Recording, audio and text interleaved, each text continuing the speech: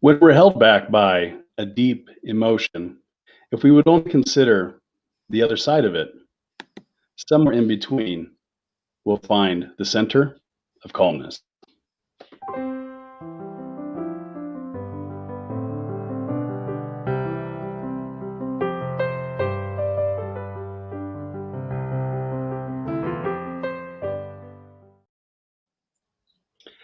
Good evening and welcome to another episode of Center of Calmness. Super glad tonight to have Elisha Galambos with us. Appreciate you joining us, Elisha.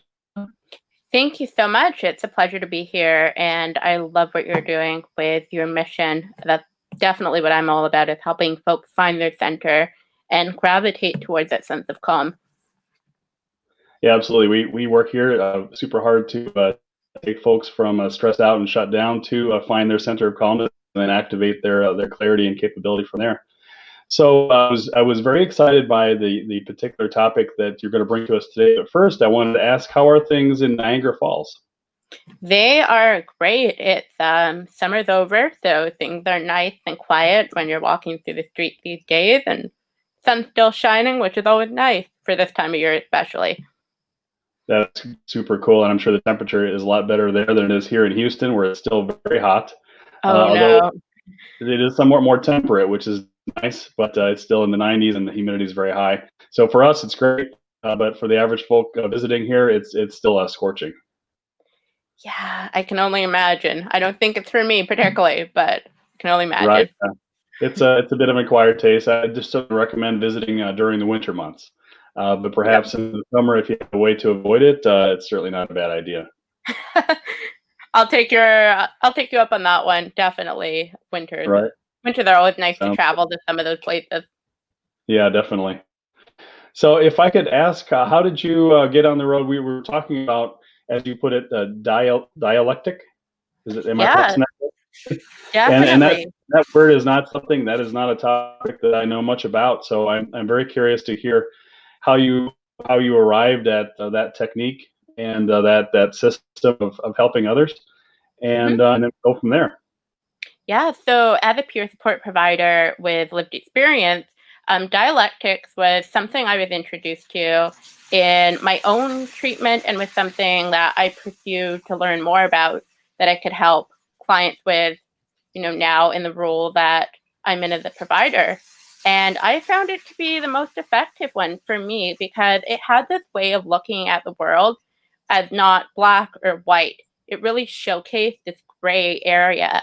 And the curiosity was really what got me intrigued in learning more about how to use dialectic, what it meant for me, what it meant for my clients, what it meant for society of the future, even applying it to the way we look at issues that are occurring in our everyday lives.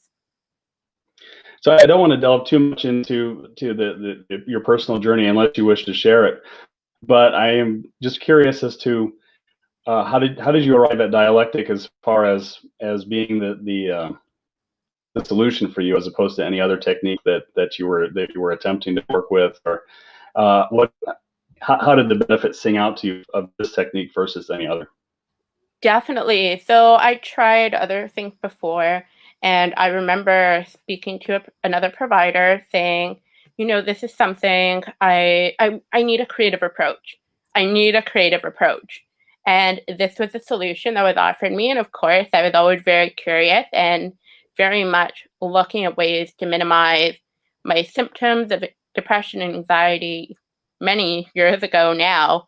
And DBT is what came up. And the second I went in to this group setting and they started talking, a light bulb went off for me. And that's why, years down the line, I'd make my logo with my business, a light bulb. And it clicked, this idea of acceptance, this idea of change, and seeing the world for as it is and not as it should be really spoke to me at the time. And that's how I arrived there. It wasn't logical, it wasn't analytical, it wasn't overtly creative. It was that in between for me that resonated the most. And I mean, it does definitely live up to its name of dialectics. It's one that we commonly use for so many different diagnoses and for folks who need a variety of support methods. That's super cool. I like that the technique is of what it appears to me to be very fundamental and very versatile. So, if just to help me understand it, which I'm not 100% clear that I totally get it because I haven't been through the same experience that you've been through.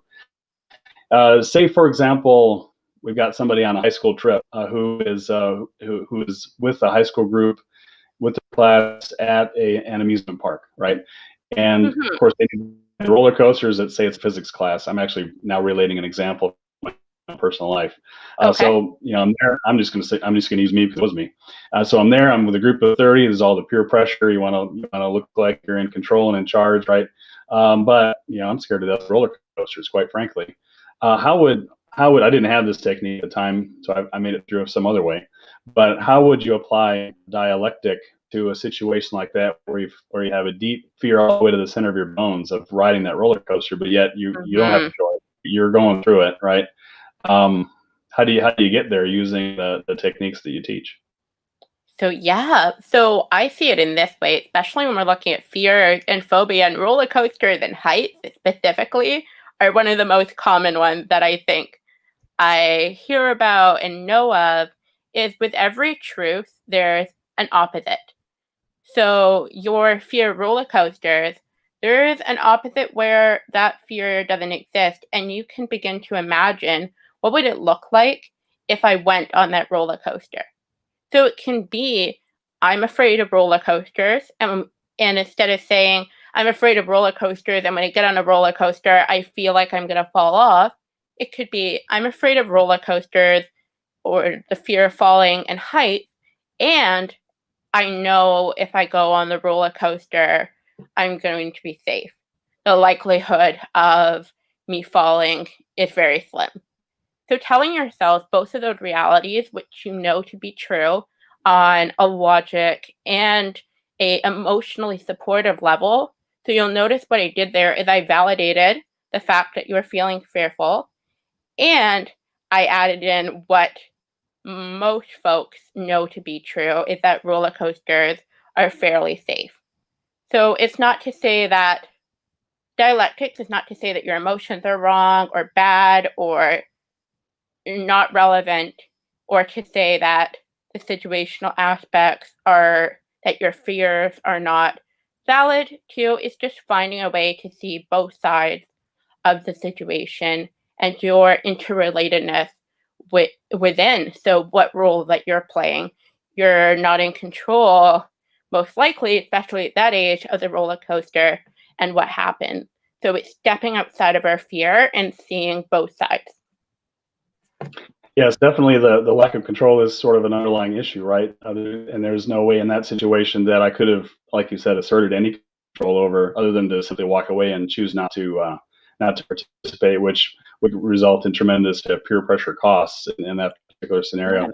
So, just to make it even more specific, let's say we were actually in the same roller coaster car, right? And then we're riding up, and you saw my face turn like a sheet of white, and suddenly I'm obviously nauseated and having all the symptoms of deep anxiety. Yeah. How would you coach you through that scenario within the time frame that we're going from the bottom to the top of the that first rise before the kinetic energy takes effect? Definitely. So I would begin to talk to you about what's left out. So at that point, I think we all approach things a little bit differently in our lives as to how we process and understand information. So the first thing I would say to you is ask you, are you feeling nauseous? At that point, I'm sure I would have gotten a yes. And Yep. to talk you through what I would actually do is talk to you through what's happening next. So if I saw there was a that at this point in the roller coaster we were going to go higher and then there was a drop, I would tell you there's going to be a drop and you may feel a bit sick. That's okay. And I would continuously reassure you in that manner. And it's hard when we're looking for that validation from someone else. And especially in stressful situations, it's hard to give it to ourselves too. But I would just continue to validate it. I would let you know what's going on. So the reality of the situation, and then give you the emotional aspect and continuously giving you that positive reinforcement, because I think sometimes that's the thing we miss out within dialectic is that we need to continuously validate some of our emotions, and knowing that everyone's reality is not the same. It's very much interchangeable and is connected based on the person's response to their environment. So in this case, your response to roller coasters would have been that you're feeling nauseated, and it would be my job to help you through that and continuously validate that. I got you. So it sounds like the first step would just be to accept that I'm feeling these feelings that, quite frankly, I don't think I should feel. I feel like I'm broken, right? For some reason, if I can't go up the roller coaster like my friends and enjoy it and raise my hands and get all excited like they are, I'm definitely feeling like I'm broken in some way. But just to accept that, right, as okay, that's where I'm Yeah. at, and that's Yeah, okay, and nothing wrong with that. So that's step one, right? If I'm hearing it correctly. Step definitely. two being, if I'm just hearing what you're saying correctly, that just to reinforce what's actually happening and what's going to happen, so that I know what to expect. So that creates a certain comfort level that it's not completely unknown. It is only somewhat unknown, and it follows a predictable path, Yep. right? And then the Right. third being that path is actually not a dangerous path whatsoever. That the risk of any danger, right, or serious injury, or and probably really, if you want to talk about fear, it's usually fear like a death or something like that, right? If a fear of something permanently occurring is the risk is extremely small. And I suppose would you be including that kind of languaging in your coach? Yeah. I think that language is different for everyone depending what stage of development at. So there's a big difference if we would be talking to a child, or we're talking to an adult or a teenager, as to what language we're like using. But if that's something the person's has the ability to understand and isn't going to create further stress, so you're not feeding them ideas that they're not already thinking, it's best to kind of know what's that missing piece. So is it the fear of falling? Is it the fear of illness? Sorry, in this case, was it the fear of injury? Is it the fear of death? Is it the fear of, some people have the fear of throwing up in front of others, or being embarrassed, or peer pressure. So knowing what those fears are better, give folks a better way to understand and not only validate themselves, and if they need to seek validation from someone else who's with them in that situation, it's better to get clear on what those fears are and what's missing versus I'm afraid of roller coasters.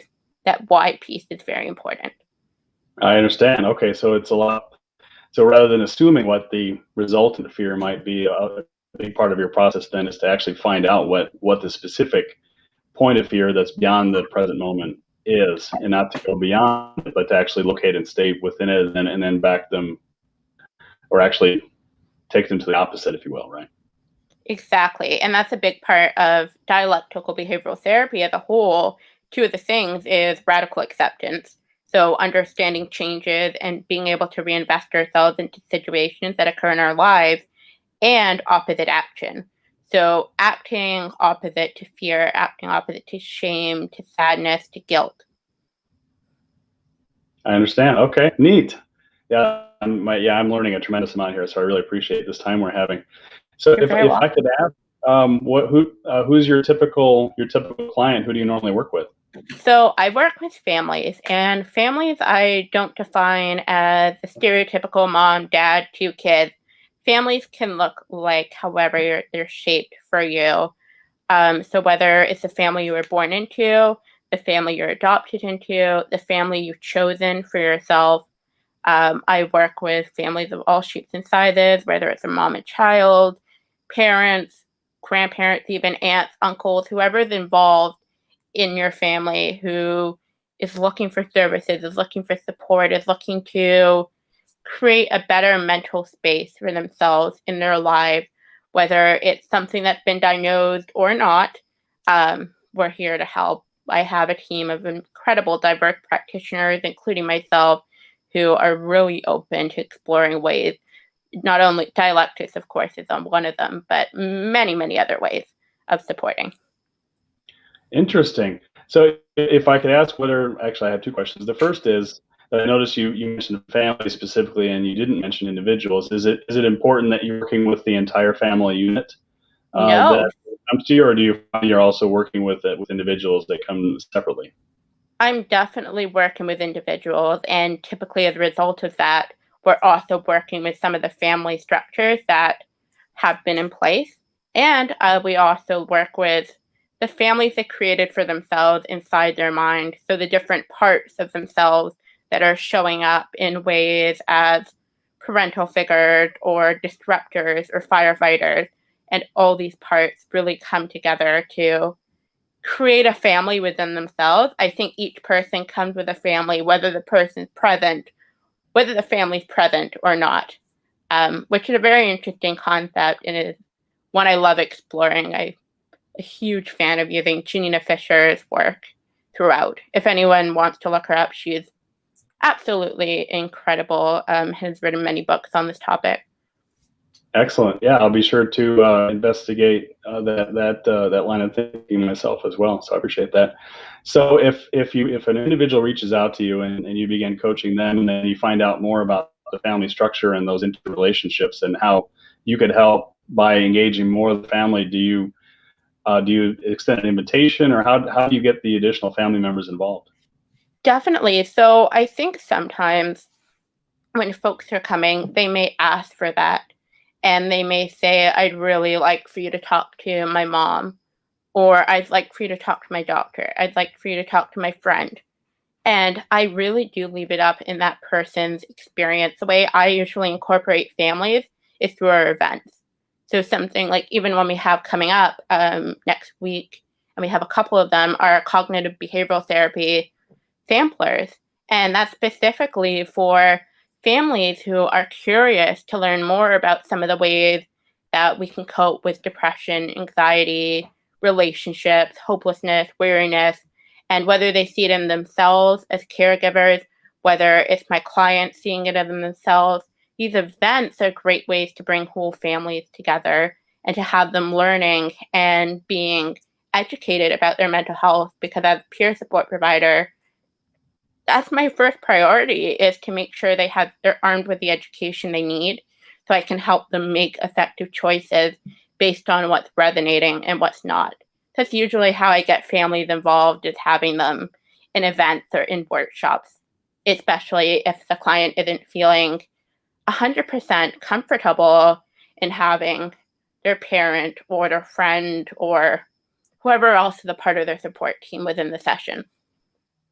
I like that. That's a soft involvement, right? So you have a definitely a client provider relationship directly with your client, but then through the invitation process to involve the family at a workshop, which is kind of a more generalized and just introductory format to bring them into the frame, right, and then bring them into the techniques that are helping your client. Super Yeah, powerful. That's really thank nice. you. Yeah, that's great. Do you find you mentioned that you and your team use a multitude of techniques to help folks through anxiety, stress, depression, hopelessness, and some other things? Do you find that dialectic is your primary go-to or your first technique, or do you find that it is kind of later on down the road? So for me, dialectics is because dialectics is rooted in mindfulness. I find it is something that comes up fairly early on. We might not talk about the acceptance piece or the opposite action piece until much later in treatment. Sometimes it's right away, but it's always something that I lead with. One of the first things I will speak to my clients about is those words that are damaging, like should, always, but, never. Those strong words that create feelings that can be disruptive or disruptors in our lives.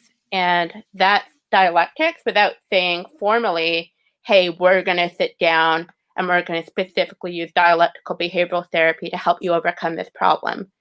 So it's something I lead with and I follow through on. It's been a part of my journey, yet it's not for everyone. Sometimes cognitive behavioral therapy works better, mindfulness, acceptance and commitment therapies, the internal family systems approach. All of these are very different from each other. And a lot of the times it's a combo of the few. So dialectics always come up. I have them in my back of the mind and I pull them out whenever they're relevant and have the clients talking.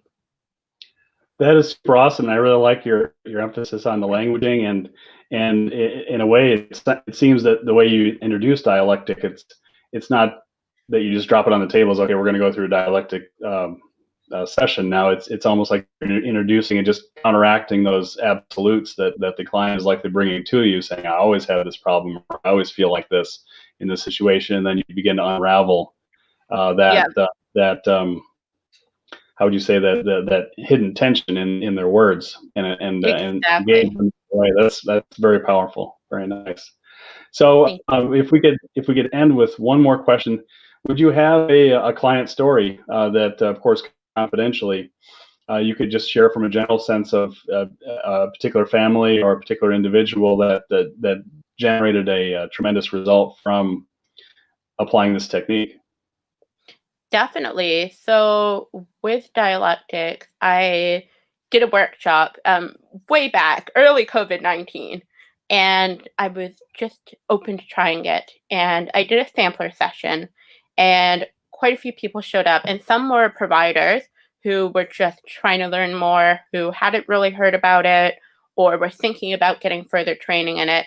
And some were folks going through active anxiety and depression that was either previous onset or became active again due to the pandemic. And I had one experience of someone having a panic attack within the session because we began to kind of do a deeper dive, which is obviously not always something that sits comfortably in our bodies. And we were able to work through her panic attack using dialectics. And that really brought home to me, and I think it brought home to other people in the group as well, that although beginning to make these changes is uncomfortable, and it's funny because the word that's always stuck with me that she used is icky, and Icky. Okay. icky. And it stuck with me because I was like, you know what? Yeah, it is. And what we worked through with using dialectics was some of that self validation. And that was really important because when I heard from her again, she mentioned to me, whenever I have a panic attack, I think about this experience. I think about the time I showed up and what I learned and how you taught me through it. And now I'm kind of starting to do it for myself. I haven't heard from her in a while, but it sounded like she was doing incredibly well based on some of the new techniques she picked up. And that was only about a 2-hour class as well. And it's so great to see how far these things go. Absolutely. And it's super awesome that you were able to essentially transfer your technique to her, right? Using your learning and transferring something that she could use and then continue to use through her life process. And I think that's a perfect point to end on, and just to highlight the opportunity that these techniques offer to not only reach a point of calmness, but to maintain it oneself, right, without having to always return, always return, always return. This is about shifting your life and moving forward in a continuous Definitely. manner rather than having always return to the same issues and deal with and manage them. Right, this is transformation. Super awesome. I really appreciate that, Elisha. And I wanted to share your contact information, if I may, for folks in the audience that may wish to reach out to you. So we've got your email address here at Elisha, ELISHA at eaginnovation.com. So that's again ELISHA at eaginnovation.com. I should really appreciate having you on the program today. Thank you. It's a pleasure to be here. Just a side note for viewers, even if you just search up EAG Innovation and you wish to retain some more anonymity that's not an email, please feel free to reach out. Any of our social media platforms are all at EAG Innovation too. Perfect. I'm glad you mentioned that. And again, thanks for joining us today. And You're for the Center of welcome. Calmness, yeah, absolutely. Thanks. I really appreciate it. You've shared so much with us today. Thank you. For the Center of Calmness, I'm DK Warner.